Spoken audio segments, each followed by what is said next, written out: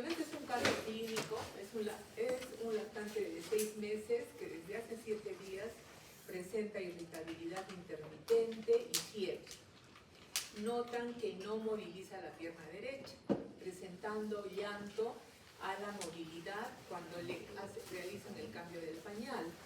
Al examen tiene una frecuencia cardíaca de 108, una frecuencia respiratoria de 20, no hay dificultad respiratoria, llene capilares menos de 2 segundos, pero la movilidad disminuida en miembros inferiores a predominio del derecho, dolor al movimiento pasivo y signos de flogosis en piel a nivel de la cadera derecha. La siguiente. Entonces, en algunos puntos vamos a verlo, punto, osteomielitis y artritis séptica. En realidad se dice que las infecciones esqueléticas supurativas, bueno, no sé si han leído Nelson, pero Nelson dice que son relativamente frecuentes, pero otros autores dicen que son relativamente infrecuentes. La verdad que yo he visto muy pocos casos en toda la carrera, pero sí hay que estar preparados para saber diagnosticar. ¿Por qué? Porque acuérdense, y estas infecciones son más frecuentes en los niños menores de 5 años.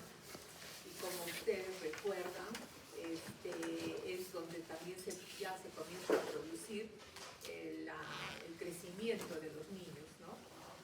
La placa de crecimiento, entonces puede dejar secuelas que tal vez resulten permanentes. Entonces todos los médicos que ven niños, no solo los pediatras, deben estar preparados para hacer un diagnóstico lo más precoz que se pueda. Y es que precisamente ahí viene el problema, porque al inicio puede resultar un poco complicado hacer el diagnóstico. Y incluso cuando ya se decide el tratamiento médico y el quirúrgico, cuando no son oportunos, también pueden resultar infructuosos, ¿no? Entonces, por eso es la importancia del tema. Entonces,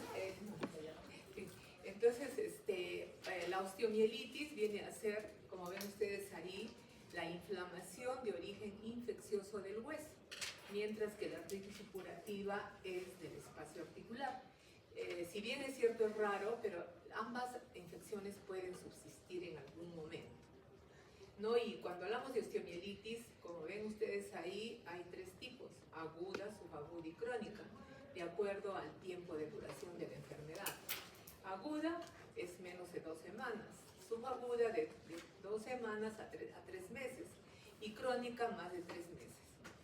Secundaria, generalmente es secundaria la colonización de un germen, ¿no?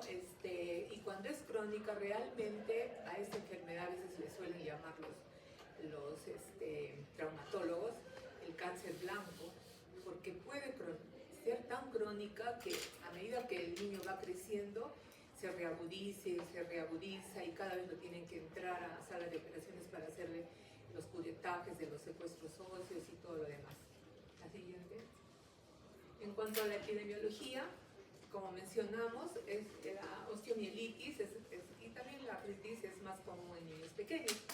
Y como pueden ver ustedes ahí, el 30% se produce en los niños menores de 2 años y el 50% hasta en los niños menores de 5 años.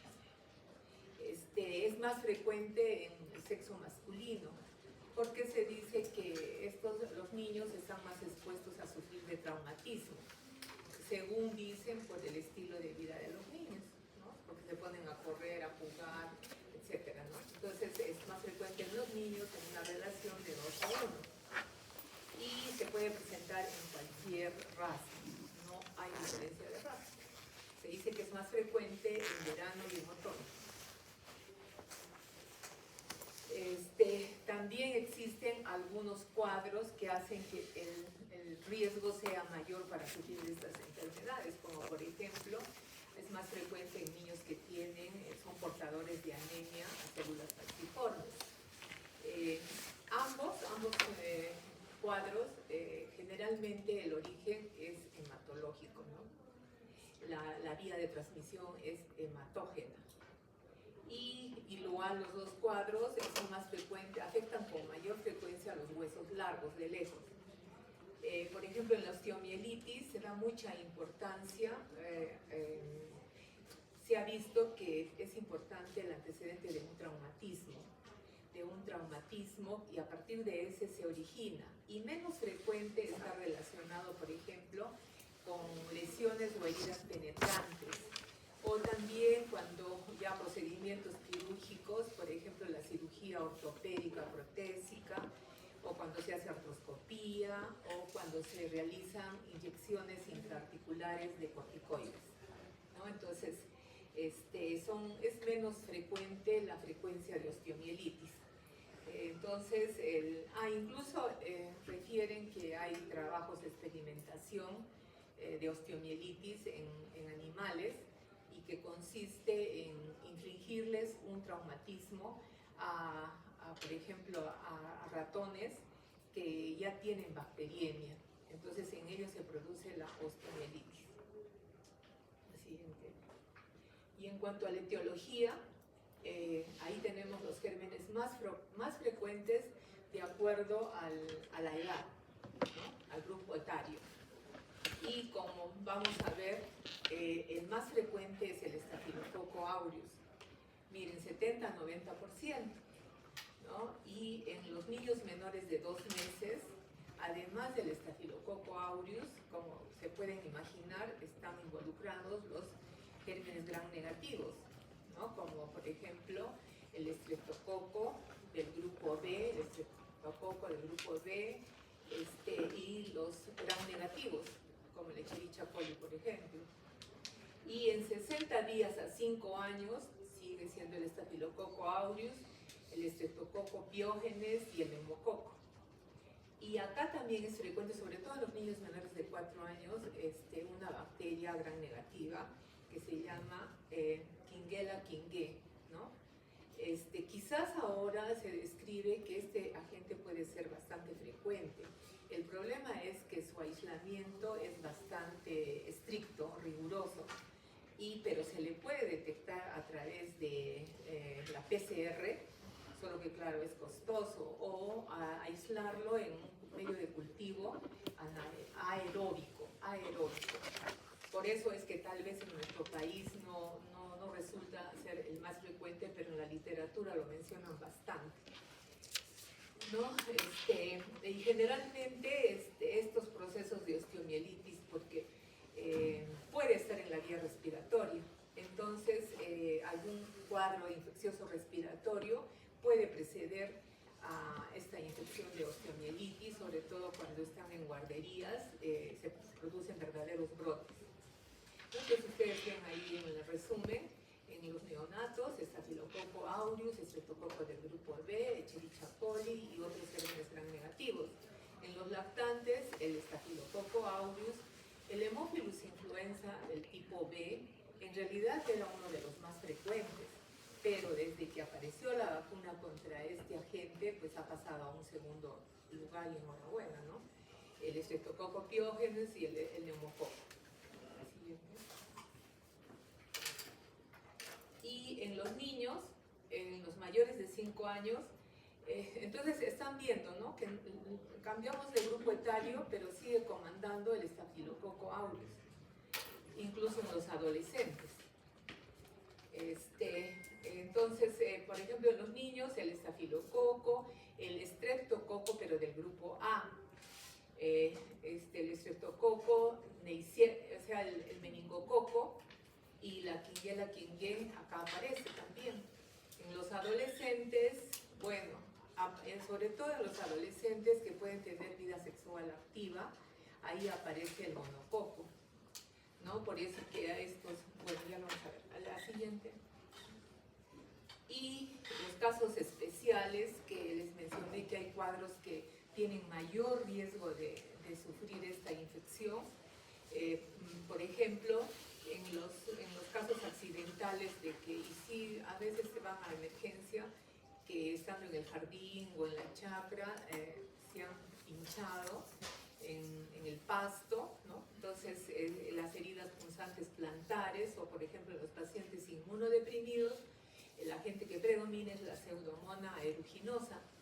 Esto es importante tenerlo en cuenta según los grupos etarios prioritarios y los cuadros de riesgo, porque tenemos que actuar rápido. Entonces, al inicio el tratamiento va a ser empírico y nos basamos en el agente más frecuente según el grupo etario, ¿no? Por ejemplo, ya mencionamos que los portadores de anemia de células falciformes o también los pacientes con diabetes mellitus son más afectados por la salmonela. Y los adolescentes con vida sexual activa, el gonococo. Entonces ya mencionamos que el origen es hematógeno, es el más frecuente, y menos frecuentes las lesiones penetrantes, las intervenciones médico-quirúrgicas, y también un factor de riesgo es los pacientes que tienen alteraciones en el sistema inmunológico, ¿no? Ahora, por ejemplo, niños que son portadores del VIH, que no tienen el tratamiento TARGA, son más afectados también, pueden ser más afectados. ¿Y por qué se produce digamos, este origen hematógeno? Por las características anatómicas que presentan los extremos de los huesos largos. Ahí hay diminutas asas vasculares que al romperse por el traumatismo favorecen la multiplicación bacteriana. Y en la metáfisis con estas diminutas asas vasculares, otro factor que favorecería la infección es que la circulación es más lenta. Entonces es un medio de cultivo favorable para que se produzca la multiplicación bacteriana. Acá es un resumen tanto de la osteomielitis con la artritis séptica, ¿no? Entonces, por ejemplo, acá, ¿no? Está en la osteomielitis. ¿Cuál es el otro factor que hace que en los niños pequeños, en los neonatos y en los lactantes, existen, hay vasos, estas diminutas asas vasculares se rompen, pero también porque hay conexión de la metáfisis con la epífisis del hueso. Entonces la pus o el pus se abre rápidamente camino y llega al espacio articular, ¿no? Y ya por lo que les dije, la circulación lenta, hay la multiplicación bacteriana y se produce la infección, ¿no? Acá está, por ejemplo, lo que les decía, ¿no? Está la epífisis, o mejor dicho, está conectada las dos, la metáfisis con la epífisis, entonces se abre rápidamente camino y llega al espacio articular. En cambio, cuando ya al finalizar el primer año, aparece la fisis, es decir, la placa de crecimiento. Y la placa de crecimiento ya no hay vasos transficiarios. Por eso que en estas edades, estas infecciones son menos frecuentes. Y al no haber vasos transficiarios, rápidamente se puede producir también la perforación del periósteo. Y también se llega de esta forma al espacio articular y se produce la infección.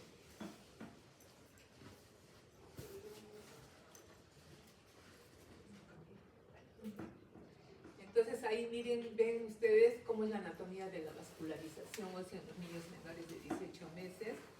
Estos son los vasos que comunican, ¿no? La epífisis con la metáfisis y que favorecen que la infección sea más rápida, ¿no?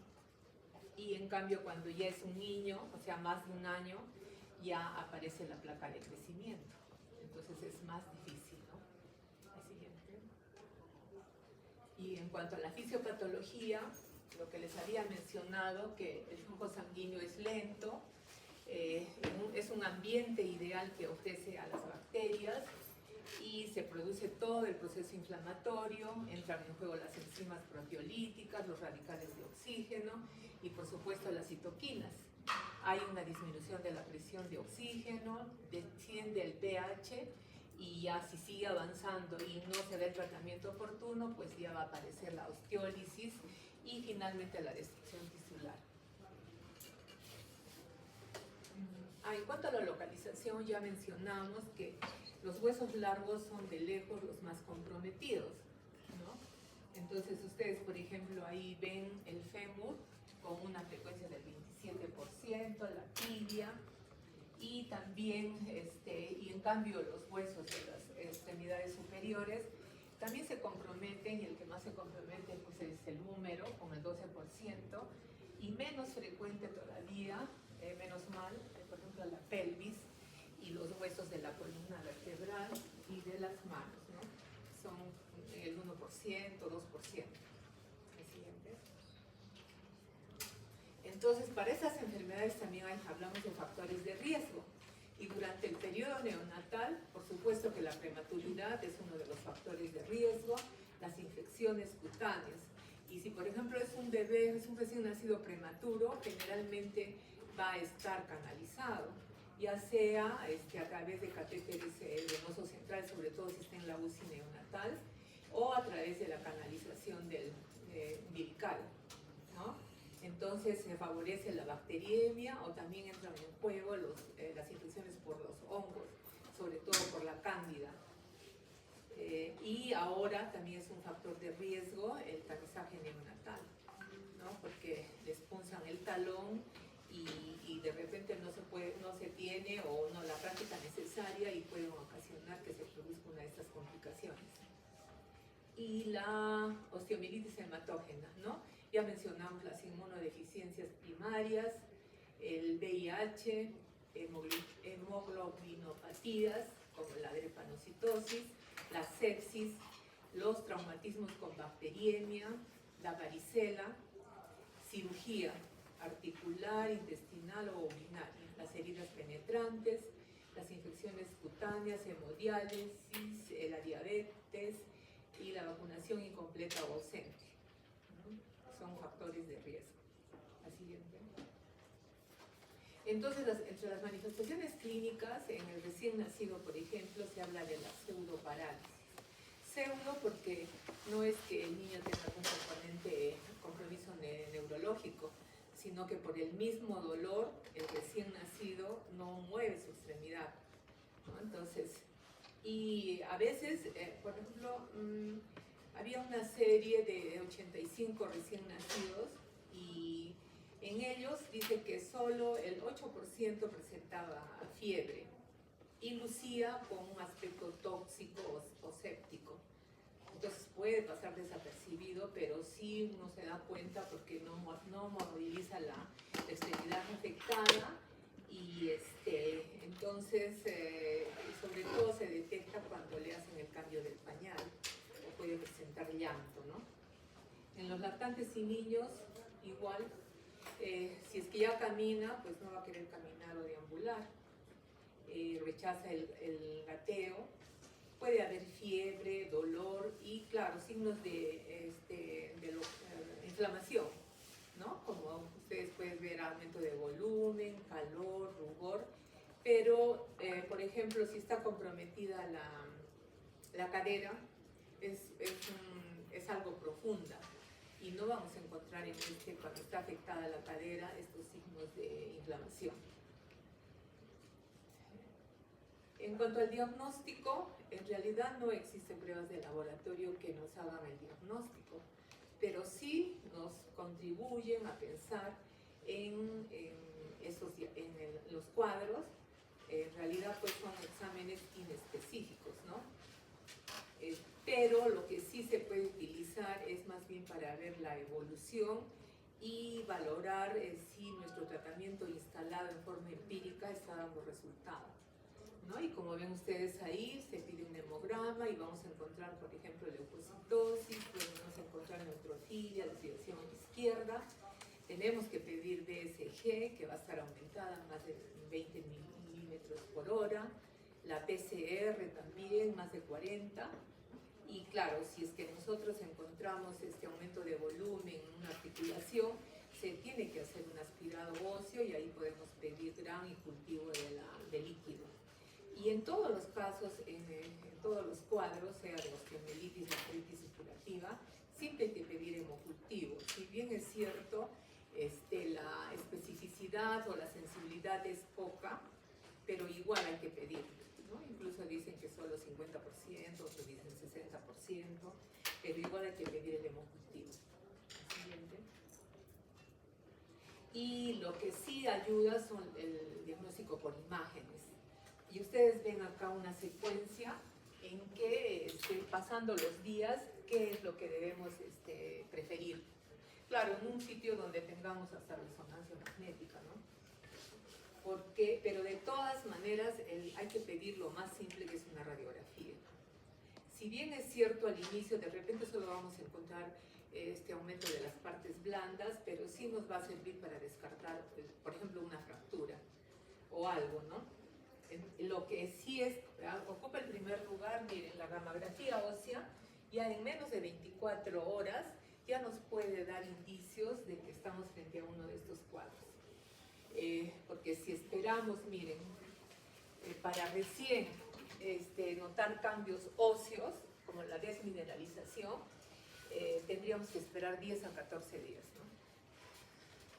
Y también, por ejemplo, la gamografía ahí aparece, o la resonancia magnética, a veces es también más útil para hacer el diagnóstico diferencial, ¿no?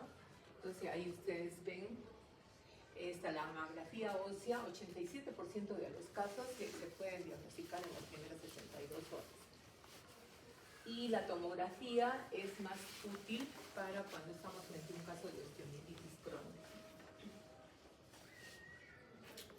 Ahí tenemos, ¿no? La gamografía se hace con tecnecio 99, pero imagínense, me parece que ya incluso ni en el Honorio hay gamografía. Tomógrafo tampoco no hay en el Honorio, ¿no? Entonces es terrible. Y resonancia magnética, ninguno de nuestros dos hospitales del MINSA contamos con resonador. Entonces, bueno, esto es un paréntesis.